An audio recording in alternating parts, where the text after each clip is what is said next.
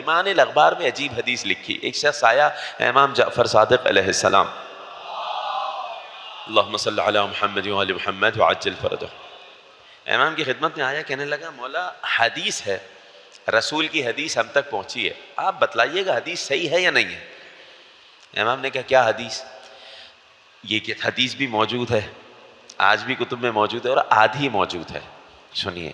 کہا مولا یہ روایت کرتے ہیں، حدیث دخل کرتے ہیں کہ اختلاف امتی رحمتن، سرکار نے فرمایا، کائنات کے نبی کی حدیث ہے، میری امت کا اختلاف رحمت ہے. مولا حدیث ہے؟ امام نے کہا حدیث ہے، صحیح ہے، بالکل صحیح حدیث ہے. تو کہا مولا اختلاف امت کا رحمت ہے تو اجتماع مل کے بیٹھنا عذاب ہوگا. پھر بات تو یہی ہو گئی صحیح سے.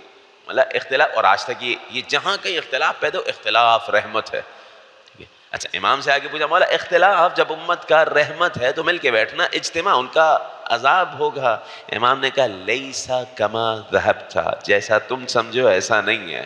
اسی طرح میں اپنے الفاظ میں کہہ رہا ہوں، اسی طرح کچھ بے وقوف سمجھے ہیں، اگر در اہل بیت پہ آ جاتے تو ایسا نہ کہتے ہیں. مولا کیا مراد کیا ہے؟ کہا قرآن کی آیت پڑھتے ہو، دیکھیں یہ میں اپنے الفاظ میں سمجھا رہا ہوں، قرآن کریم کی آیت اختلاف اللیل والنہار، رات اور دن کا آنا جانا.